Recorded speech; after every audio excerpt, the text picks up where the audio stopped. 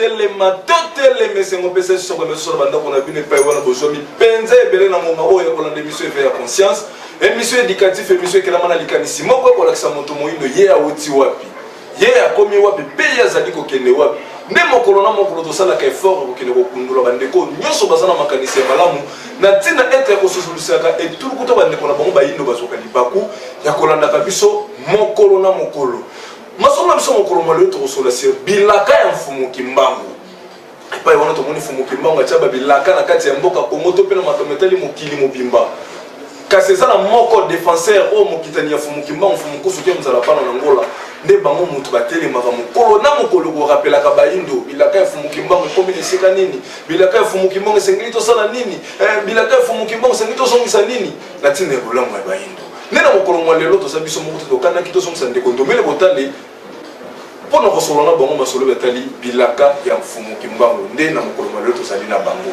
ndeko ndomele botale mbote na biso mbote ndeko nanga mokonzi sango ndeko tambikoka mbote pe na bandeko yonso bandimi bongo kopesa biso tango mokolo mwa lelo ndeko botale ba téléspectateurs bazo rappeler libako kolanda biso mo mingi bazo tindaka balongoni na bango ekozala malamu yambo tokota na kati ya sikisiki ya masolo na biso tozongi topesa bino balongoni oyo bandeko bazolanda biso mokolo na mokolo bazokombisa bapai na bino matondo toyambi balongoni na bango kasi tolobaka ndeko ndombela zemo mobeti ndemboto oyo azeko mérité kaka maboko to nesonga ntina mfumu kuzuke mzala panda na ngola bazeka kaka mobeti ndemboto bazeko mérité maboko mais souci topé mosalo bango bayei na ngola lona mokili ko transformer ko former lisusu moto moyindo donc ya motu yeze maye toko bimisaka maye toko talisaka oto zeko zwa et pas ya nesonga ntina mfumu kuzuke mzala panda na ngola et kota na bitu ya bato pe ebota bongo mosala ndiko ndombele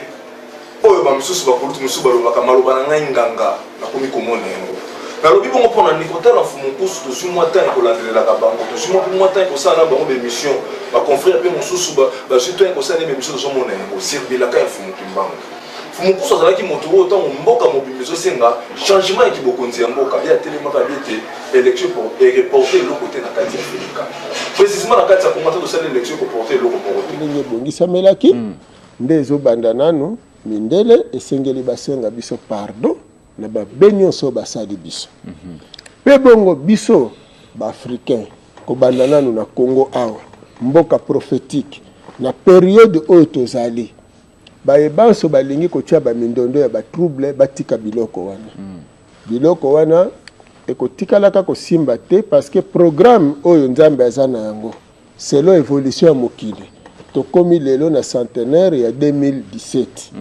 tozokende na centenaire ya 2021 peuple congolais oyoyo azali ndakisa oyo mokili ekolanda na eleko oyoyo esengami na biso to se réconcilier entre biso toyokana entre biso po mindondo nyonso bozomona bato bakosa bino te ti bozomona badollar ezomata o te bato babenda na boye bobima na bamarshe makambo boye baza koambrouye biso parce que toza na likabo monene oyo ezozela biso ba wana nde banani baza koambrouye biso mindele basenga biso polimbisi bango mais bato bakondongmanaka eza biso na biso kasi yango bango nde baza koambrouye biso bongo mpo na secret wana oyo esika bango baza na niongo na biso po ti nde bomonaka baétat africain eza kofuta misolo epai ya bamindele le contraire ezali mindele bato baza na niongo na biso oyo sikoyo bango basengeli kofuta sadi biso na bamindele na biso bato mino na bapolitisien na biso toyebolole yango sikoyo tolingi toloba poponi moko na biso toyeki kotelema bi likambo wana esila ntango ndela ye alobi te tata fanda ya makambo na kuna biso tosala mpe ya biso ya boye mais mpo tokóma na esika wana yango wana ebongi tososolisa bilenge na bapolitisien pamba te eloko bato bayebaka te ezali ete mundele na biso na ye tosigna acte ya reconnaissance le 30 juin 1960 tozwi baengagement bango bandimi ete biso tokomi souverain accord wana ezali violé le 11 juillet 1961 pardon 60 tango basali sécession katangese kobanda wana bapoliticien bazongisa indépendance na maboko ya mindele bango moko bakomi bisalelo ya mindele 57 ans après poto kende na 60 ans te na ntona na 57 ans ba politicien esengeli siko ba servir peuple pona yango ndezo senga siko ba politicien ba senga peuple pardon peuple na ngambo na ye a s'organiser toza ko bongama to boma ba obédience na biso na ba sentiment na biso nyonso peuple ya mokaza ko kabwana mais to cha hymne national mesika nango uni par le sort alors uni dans l'effort pour l'indépendance sikoyo likambo tozali nango ezali ya indépendance na biso esengeli koma effective soki indépendance ekoma effective te nyonso tokosala ekozala pamba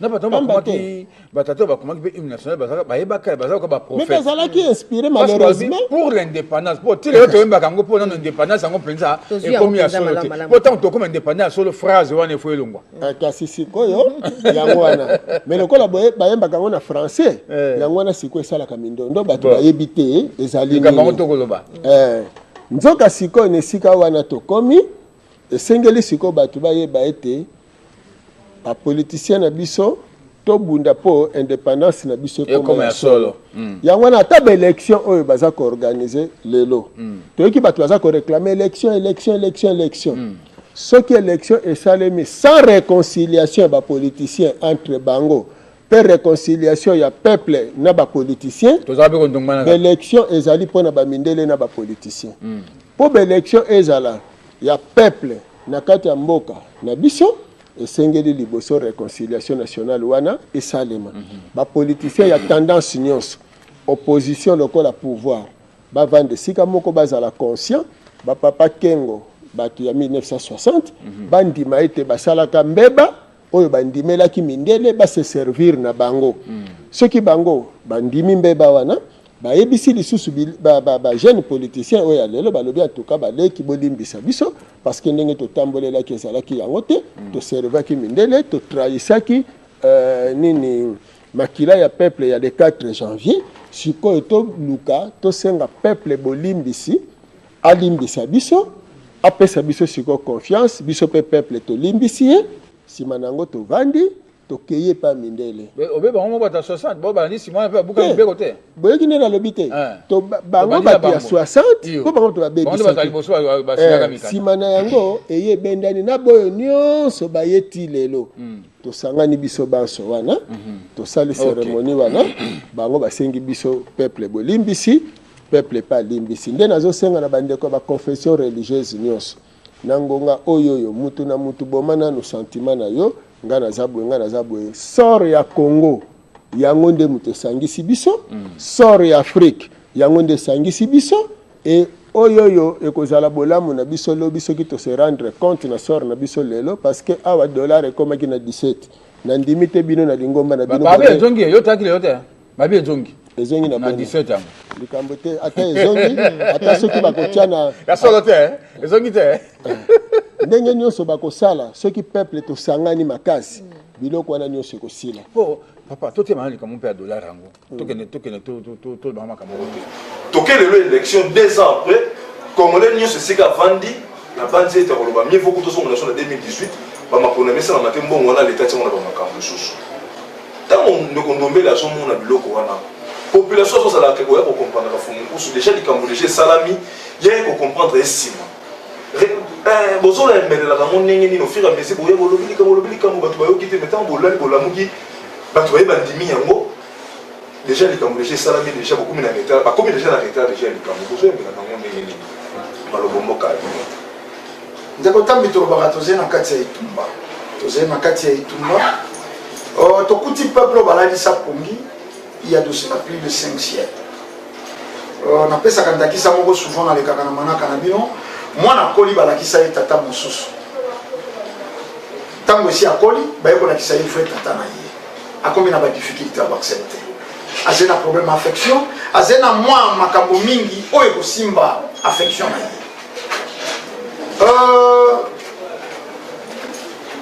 inconscience na mboka na biso ezalaka réanimé ezalaka actualisé inconscience yango eloko ezali kosala etumba na biso pasi mpo nyonso oyo ezingeli moto moyindo oyo ezali konourrir bien inconscience na cerveau na ye c'est-à-dire Et si tu es bon, au coup de bas, mais si tu ta banque, et empêcher de raisonner malade. Parce que tu as dit la banque, on peut épargner. Mais non, quand tu bas, mon habité, na fanga na jomo moko na sala calcul. Te na jomo moko ko mela mo mi balé, mini jupe ko e ko défiler liboso na yo au perdre l'objectif. Tango ne sonyanzi la basé ko loba. Basé ko teya. Ezalaka accompagné na bandaki sa bexon. Ne sonyanzi la batuna mituna mboka nini ya Afrika o basala ki élection o sima yango batwa kimia. L'exemple qui est bel.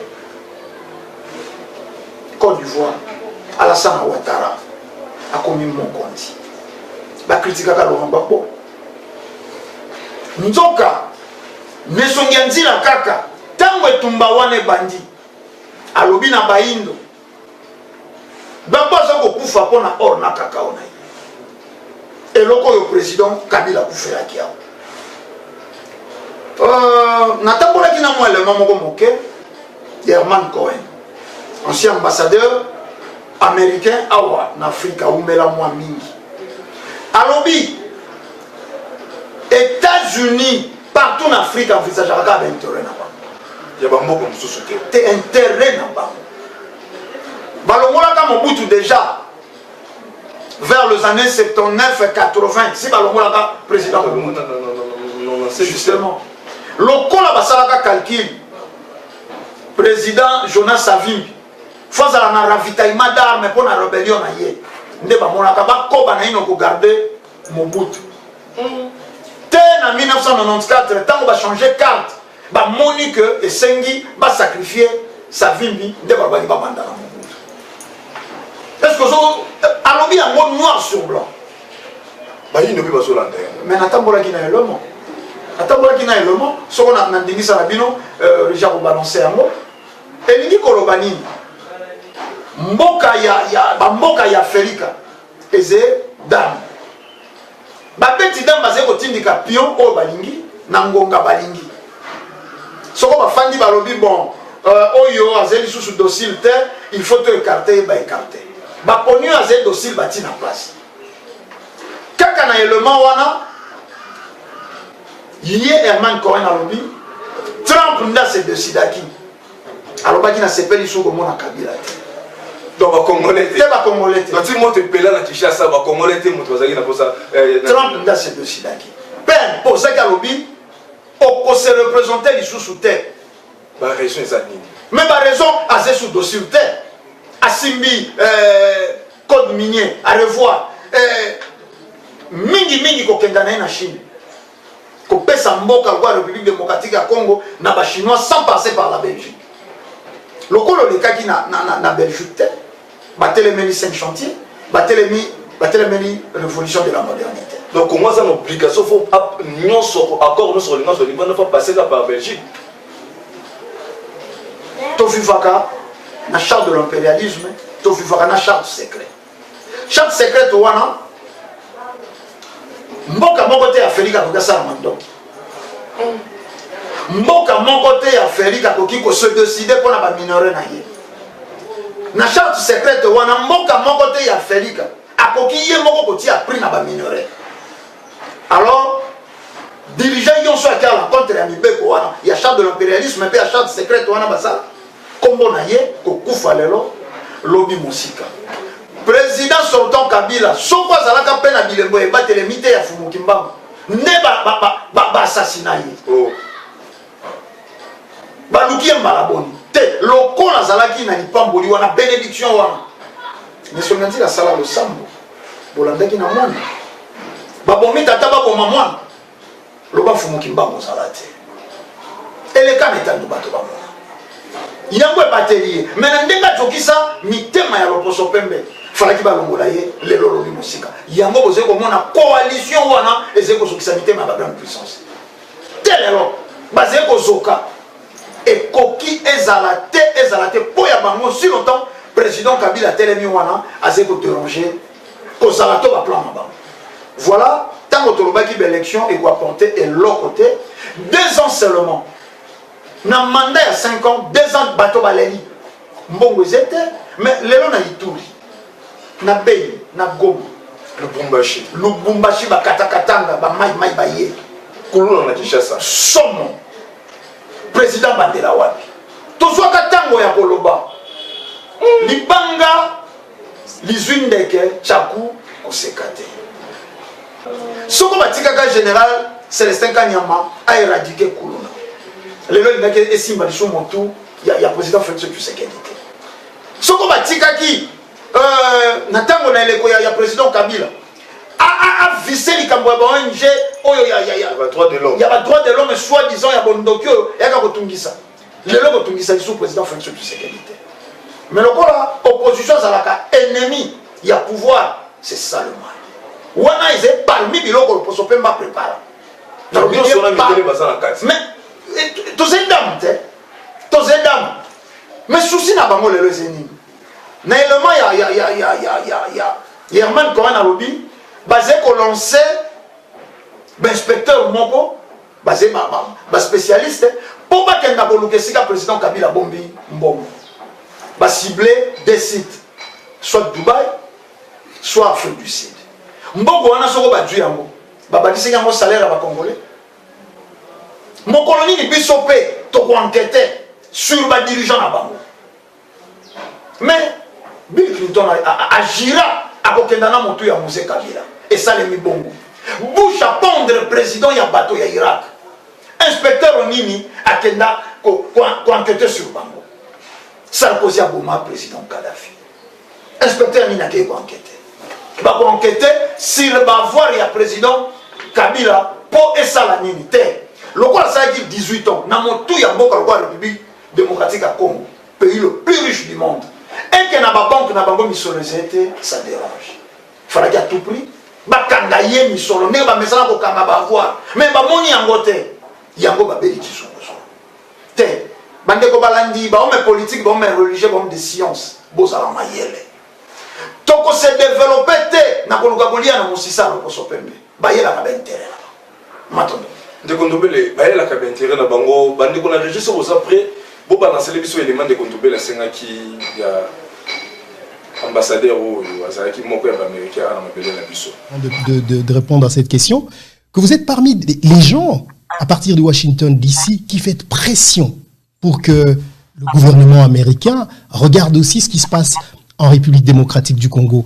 Aujourd'hui, cette lettre qui date du 17 août dernier est sortie. Justement, la question, qu'est-ce que cette lettre représente? Écoutez, ces sénateurs ne sont pas n'importe qui. Ils sont dans la commission du Sénat pour les affaires étrangères et ils ont beaucoup de dire sur la politique américaine vers les autres pays. Et ils font beaucoup de pression sur le président. Et tous les gens qui sont nommés ambassadeurs ou sous-secrétaires d'État, comme moi, ils passent par cette commission et les commissions peuvent refuser d'accepter, donc ils ont beaucoup de pouvoir. Donc, ils ont fait beaucoup de recherches sur ce sujet. Je connais les fonctionnaires qui travaillent pour ces sénateurs et ils ont bien regardé le Congo pendant 6 mois. Et moi, j'ai fourni des documents, etc. Et ce que le Sénat veut, que le gouvernement du président Trump appuie le président Félix Tshisekedi dans son effort de vaincre la corruption. Donc, cette agence contre la corruption que le président Tshisekedi a établie, le but de cette lettre, c'est que l'Amérique appuie le président dans ses ambitions de terminer avec la corruption. Ils voient le Congo comme un pays avec beaucoup de potentiel. Ils étaient très contents de voir le départ du président Kabila. Et président Trump avait fait un bon travail d'envoyer Nikki Haley pour persuader le président Kabila de ne pas être candidat et d'avoir une élection. Donc, mais il veut qu'il y ait le potentiel du Congo.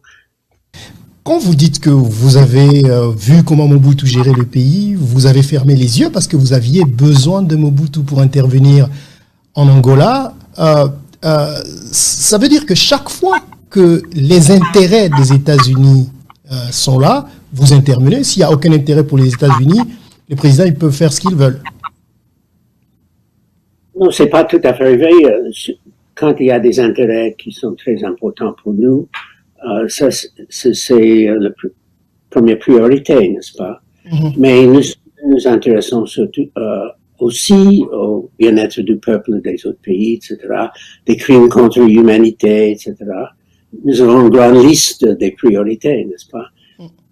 Mais malheureusement, de temps en temps, nos intérêts stratégiques sont plus importants que d'autres choses.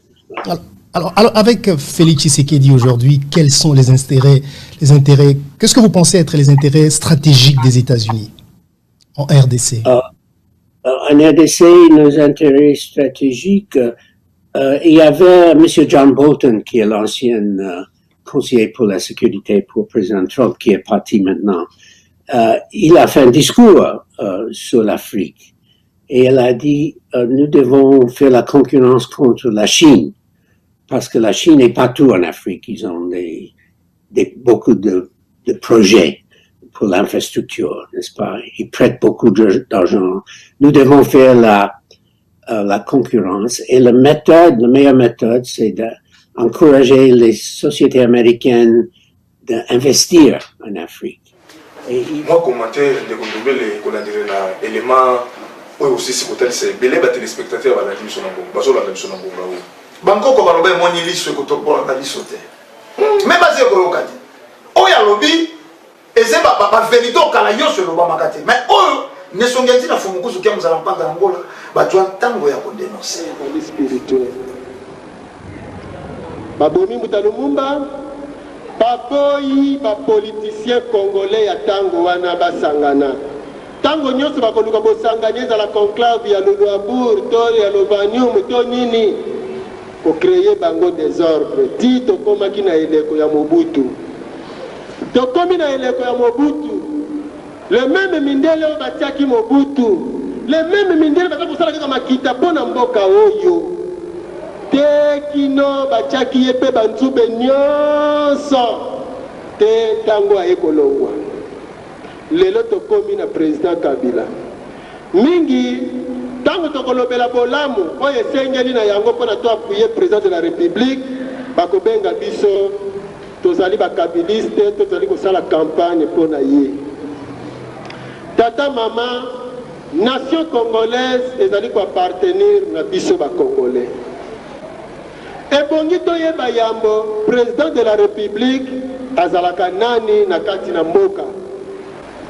Président Kabila ye yambo pona nini président Kabila azali Katange pona nini mabele ya Katanga ebongi nyonso wana toyebaka parce que tozali nango na boyebi tokososola te ekoki na moto wana akamba biso. Fumukimbangu bakangeli ye na Mbanza Ngungu akende kufela wapi na Katanga. Mutalumumba bakangie na Mbanza Ngungu akende kufela wapi na Katanga. Mabele ya Katanga ezali mabele oyo eyambi makila ya talo. Makila ya baye balukaki kobikisa mboka. Nde wana na kati na mabele wana mbuma esengeli ebima pona kobunda etumba ya lobiko ya mboka. Nde wana président Kabila abimeli na mabele wana.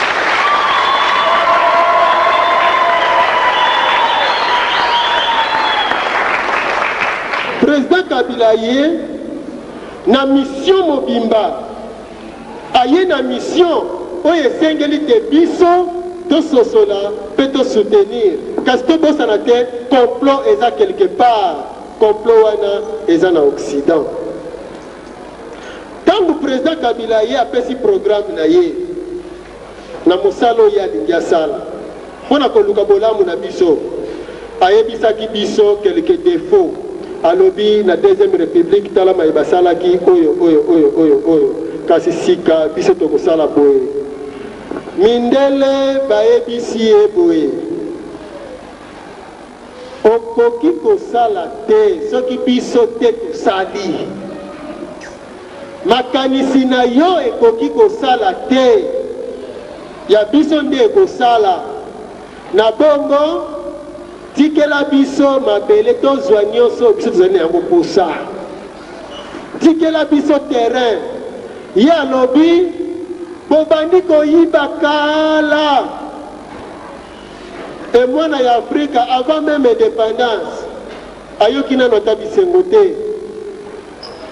Ngai mission na ye na yango ezali te mpona na s'enrichir me na ye mpo toluka bolamu ya bato wana ezali nde boye tolingi todefisa yo mbongo parce que okuti crise tolingi todefisa yo mbongo ye ayebisi te mbongo ekobima kuna esengeli Belgique azwa mpe ya ye commission elingi koloba mbongo ezotikala kaka kuna epai na bango bino bokozwa kaka mwa moke lere bokosala banzela mpe esili te esoki tobakisi na bato ya deuxième république na mosala bazalaki nango mpe ya kozwa susi bango eteni ya kotya na poche pasi ekozala mingi botika biso kaka nanu boye.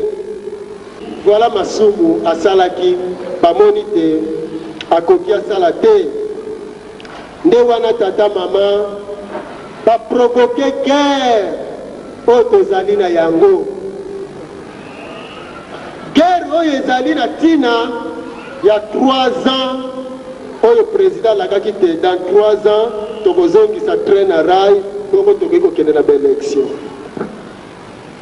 Na motindo wana lelo tozali koloba bokoyoka babandi koganga voilà liberté d'expression na Congo, voilà tokende na baélection na Congo.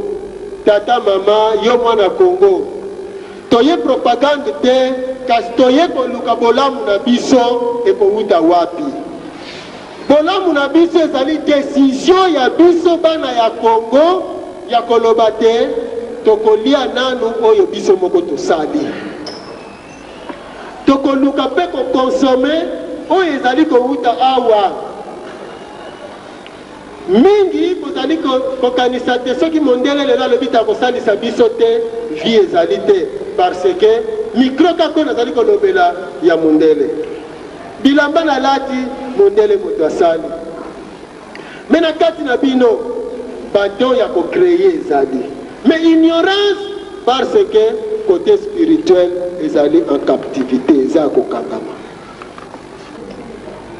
balobi malamu kaka mutu nyonso amizala deja na bible na ye wana n'importe quel régime ekoya tokoresiste kaka parce que yango wana nde moyen na biso elelo yo président Kabila aza na combat na bino basambeli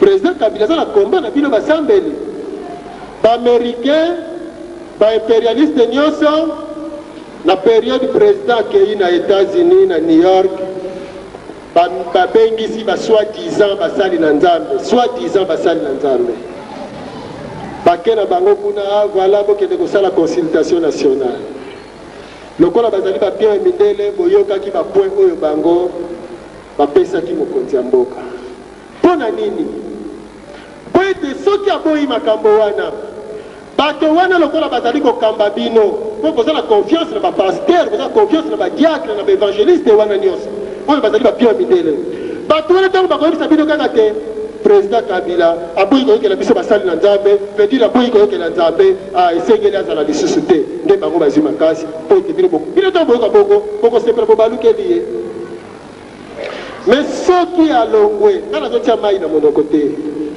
président Kabila ye po asala mission na ye azali 3e président ya république selon prophétie 3e président soki awumeli te mboka oyo ekozala divise biteni biteni tokobomana na ntango molai prophétie elobi bongo e prophétie wana eza na bible te prophétie mfumuki mbangu atikaki mpona matali république du Congo république démocratique du Congo na accession na biso na indépendance soki bondimi mboka ekabwa na biteni biteni tokota susu na guerre lisusu makasi lisusu tokontinue bozoba kasi soki tolingi tolongwa na pasi bandeko tolabuka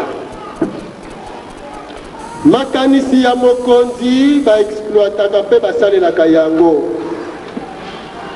Mitambo eza ebele, bapreuve eza ebele ya kopesa bino tata mama. Kasi lokola tolobaki te ezali éveil patriotique, religion na politique ekendeke nzela moko. Religion chrétienne ezali kobunda mpona unité ya Europe, yango moto ezali kosala force ya Occident, ndenge pape Jean-Paul II adeklaraki yango. Religion islamique yango eza kosala force ya barabe. Religion bouddhiste yango eza kosala force ya baorientaux. Sauf baafricain lokola bazangi religion, yango wana mpe bazangi force, yango wana moya kobunda na mindele ezali te. Mais mpona tobunda na mindele possibilité ezali tolamuka na pongi tata mama. Kolamuka na pongi ezali kolongwa na ignorance. Soki tolongwe na ignorance, soki tolongwe na ignorance, wana nde tokoki kolibere mboka oyo. Yango tina bosanga na biso na tongo ya lelo tata mama ezali nini? Ezali ete tososola mayema ezali koleka na kati na mboka na biso, mpona lobi eutaki koleka, mpona lelo mpe mpona oyo ezali koya.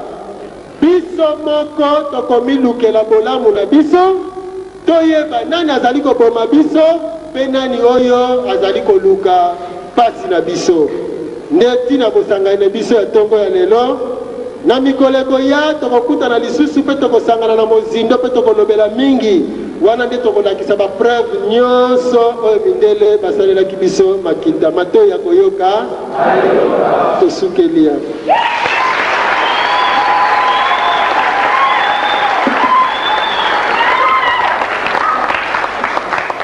esika baintérêt na bango ezete bazete. Donc en 2023 élections salami tout s'attendre à un changement na kati ya mboka.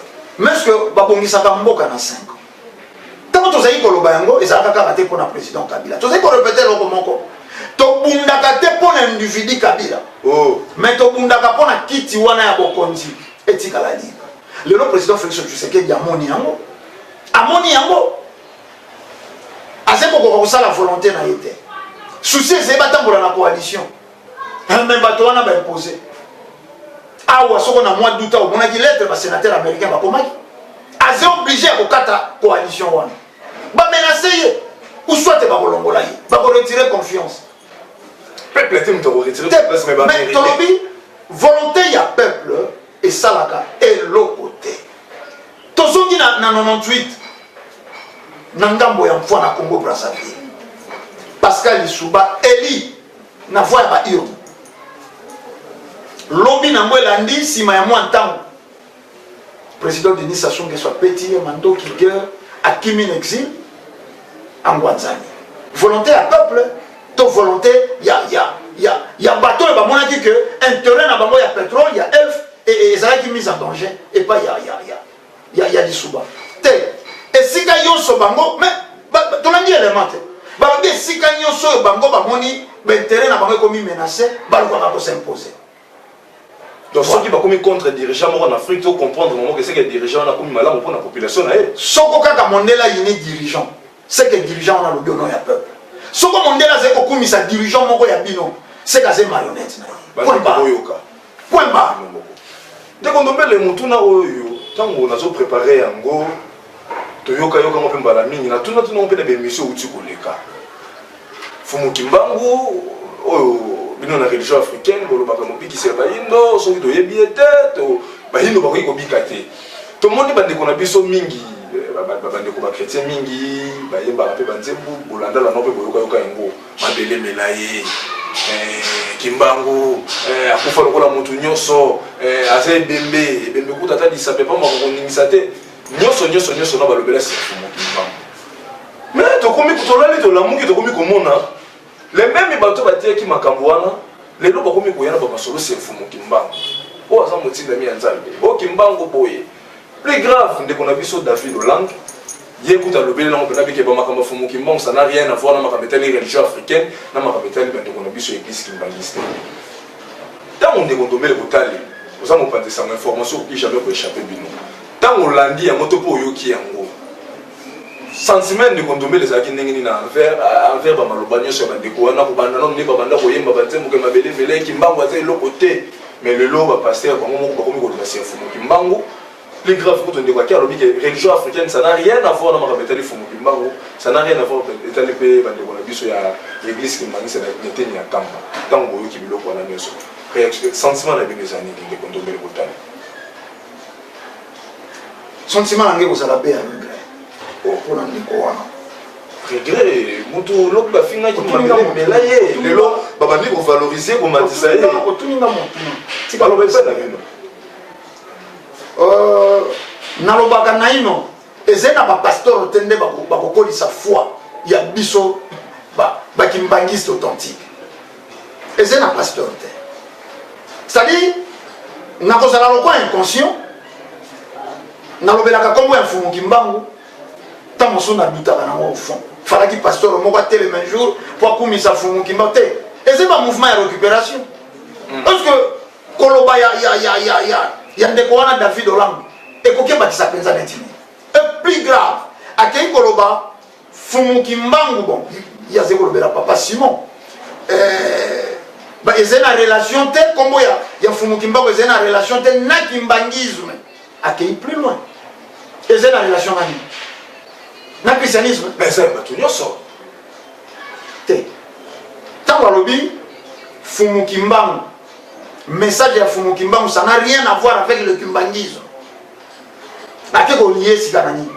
Na christianisme, mais mouvement de récupération. Toko tika te koloba fumu kimbangu, mais tozongi na ino na mokanda ya Jules Chomé. Bolimbi c'est Jean-Marie Vanet. Qui est belge. Alobi c'était un envoyé divin qui est venu spécialement pour sauver votre race. Le kimbangisme n'est pas une petite religion. Et c'est mon y a des religieux qui s'inscrivent au grand courant de pensée au même titre que le judaïsme, le bouddhisme et l'islam.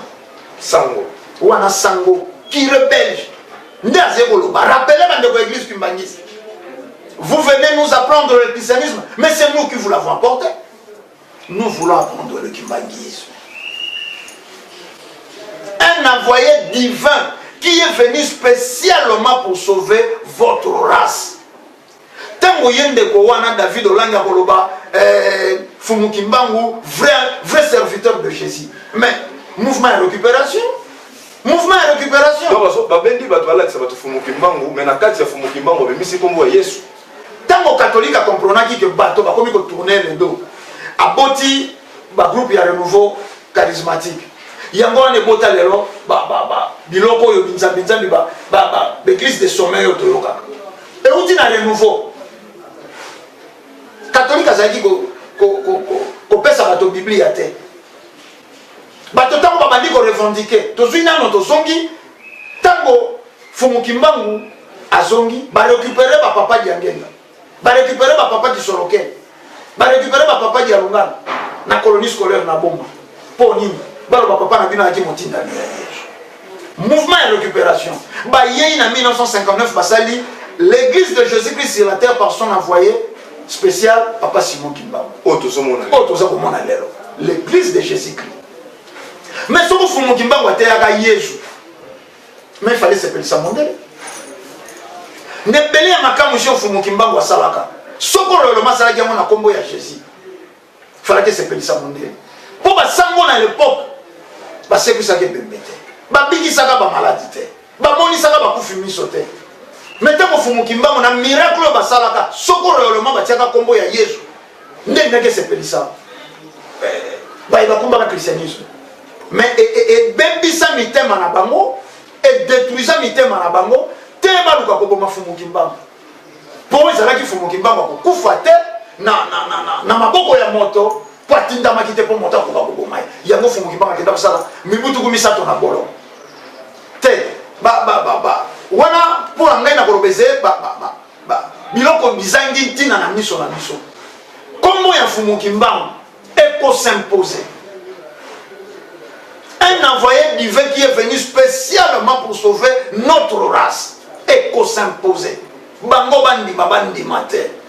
Et qu'on s'imposer. Pour mon comme misala en 1921, bah c'est pourquoi on s'en ça. Na ba prophète, na ba pasteur na bisombi et bozo qui fait ba déclaration na yango de kondombe le botale. Na nyonso wana tio so monana ba ndeko David Hollande ba telemi ba pasteur mbi ba telemi.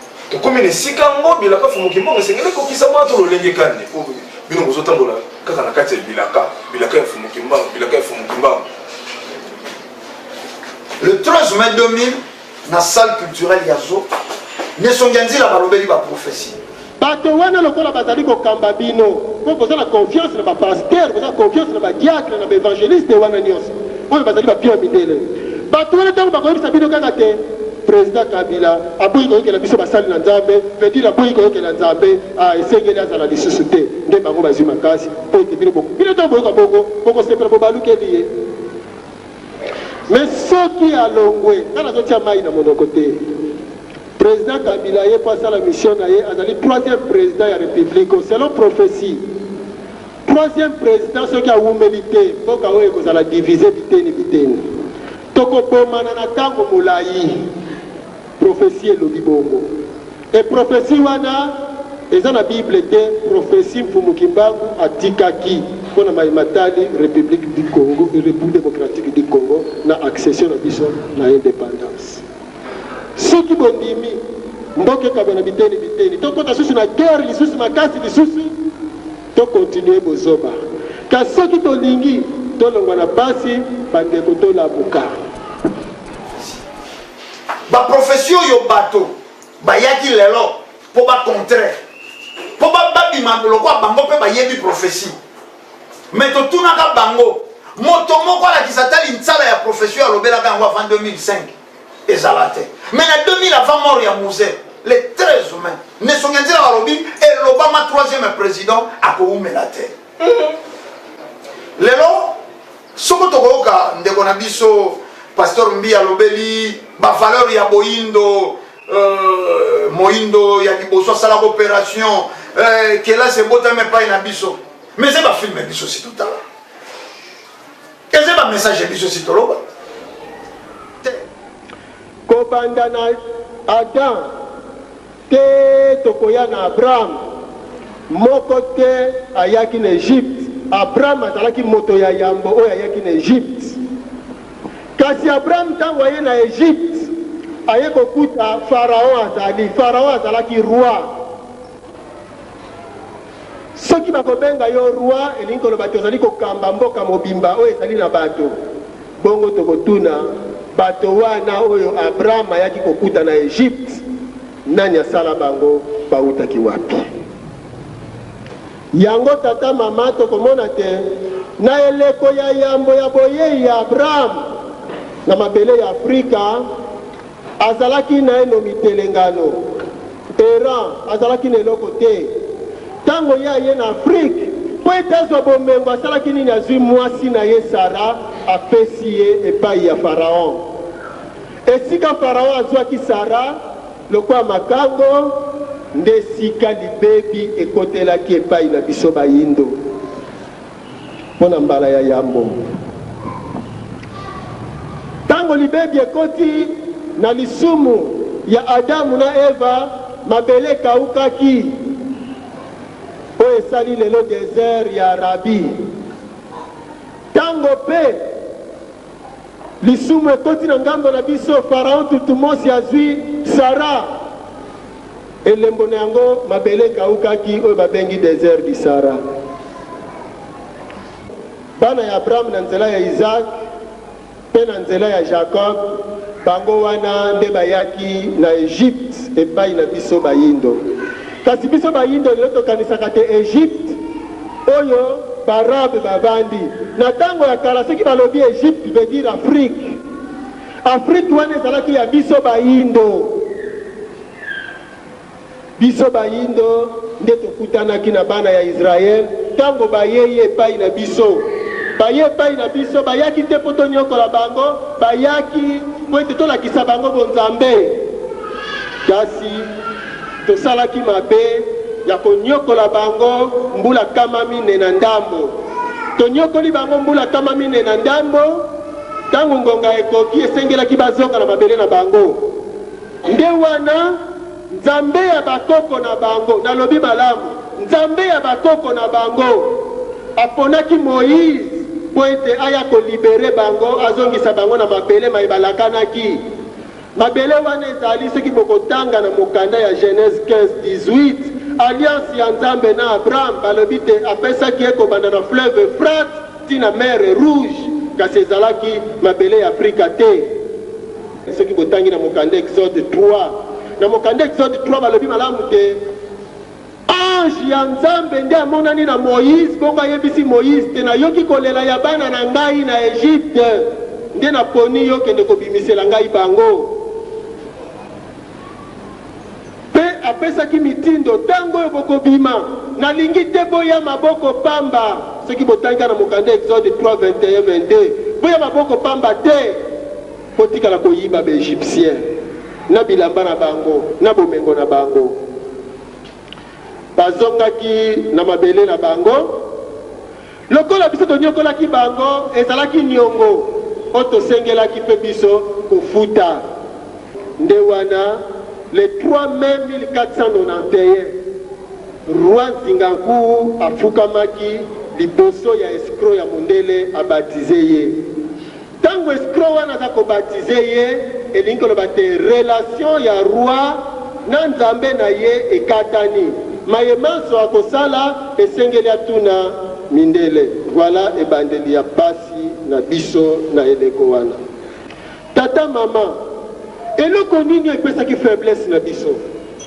Division. Eloko nini epesaki faiblesse na biso? Désordre oyo mindele bakotiselaki biso. Pe ya makasi captivité spirituelle, parce que bakangi biso bonzambe. Tolingi lisusu kosala référence na bonzambe na biso te, tolobi te te bonzambe na biso ezali kisatana, bonzambe na biso ezali mabe, bonzambe na biso ezali bondoki, bokoko na biso ezali malamu te. Mais bokoko wana uta création ti mokolo mondela yaki yango esalaki te biso to existe mondela ya kokuta biso. Mais sika oyo biso toboyi bokoko wana toko continue ndenge nini? Loko toboyaki bokoko wana rupture to arrêt ya développement ya Afrique ebandaki wana.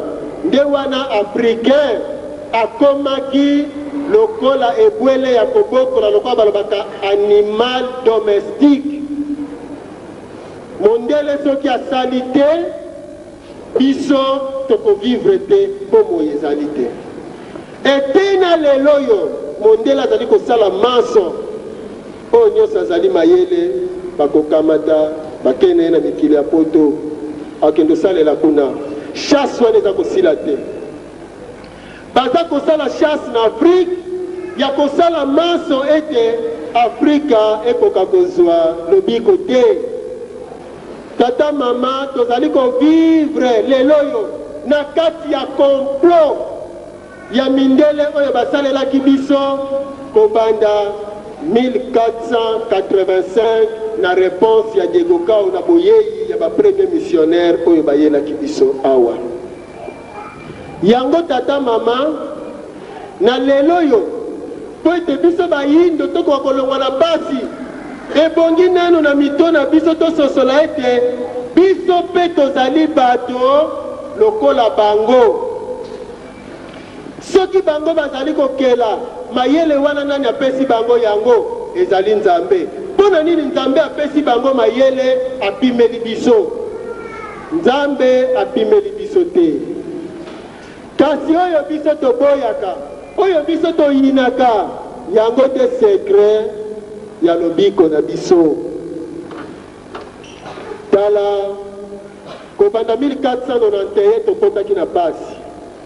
Po tolongwa na pasi esengeli tososola histoire na biso mpe tokokozwa boyebi nyonso complot oyo mindele bazali kosalela biso. Lepamba te so tolobi éveil patriotique tolamuka na pongi, me pongi yango nini? Tolongwa na ignorance. Nani akolongwa na biso na ignorance? Mondele jamais. tela ko longola biso na ignorance parce que ignorance ça ko servir ye makasi ignorance na biso yango ezali ko matisa ye bozoba na biso yango ye azali ko sepela tata mama tozali bato tokelami na ba faculté nyonso ya kokoka biso ba noir bato ya yambo to civiliser mokili oyo balobi Afrique ezali berceau ya humanité même yele wana lelo ezali wapi oyo lelo yo moyindo baye koleisa yo bisuka dendo nesika baninga bale dendo yo moyindo olei makoso nesika baninga baleli ngulu yo moyindo oke kolata salite ya baninga babwaki na tombola bolimbisa na bilamba ya se botoke kowela yango oyo etondela bamaladi ya motindo na motindo elelo soki balobi moyindo elingi koloba pasi guerre désordre ignorance bato ya koboma na kati na bango bato bazanga mutu ya kokanisa désordre moto oyo azali ne kutu te yo otangisi Moïse yo olakisaki Abraham yo otangisi mokili Confucius aye epai na yo Buddha aye epai na yo eboyebi yango bien Yesu ntango azalaki mwana moke akimelaki na Egypte epai na yo moto mwendo te Yesu akolaki de 12 à 30 ans boyebi vi ya Yesu te de 12 à 30 ans moko ntango tombela mosapi te de 12 à 30 ans nga nayebi vi ya Jésus voilà tata mama yo moyindo loposo ya talo mpona nini yokelamaki moyindo mabele na yo etonda na bomengo mpona nini mabele na etondi bomengo koleka mokili mobimba soki toyebaki eza mpasi mpo bazali koyoka soni kopesa nesongi ya nzela raison bapesa mokonzi bangunza raison okokimela wapi mpo yango bosembo mais bolobi awa te élection esalemi 2 ans bato bakomi koloba tozonga na 2018 kaka na 2 ans ya pamba batikali na ino na 3 ans oyo eza ebele mais bato balobi te malamu tozonga esika touti système abonani andepase moto bien te balongola soni bareconnaître mokobi misala ya 1921 bareconnaître ke toze na molakisi enseignant longi aze na terrain oyo aye korapele bato sans fumu kimbangu l'Afrique ne s'en sortira pas bayindo lisiko na biso nzila na biso ya lobiko nde fumu kimbangu omoni ebele batalaka nayebi toze kokenda na suka omoni soni ebomaka bandeko bazali kotala masse bazali kotala mabonza bigablo bakomi koluka kopesa message bakontourne yango te bosembo yali bayindo banso ozala wapi ozala soko na continent nini kombo na yo vutuka nasepelaki mpo ndeko mpe na message na ye alobi soko ozali kokenda ozali komona destination te zonga na esika obungelaki wana pasteur mbiye vutuka fana pambo videla yango ka biso oloba bayindo bazonga na esika babungelaki wana ezali liloba esuka émission mokolo molelo ya ndeko ndobele kotale batelespectateur botondaki mpenza ebele mpenza ebele kolanda biso commentaire pour tes amis qui étaient kaka branché na manaka na biso chaque vendredi na ngonga ya 11h pe chaque lundi na ngonga ya 22h kimi ya nzambe ezala na bino tokutani na poso oyo ezali koya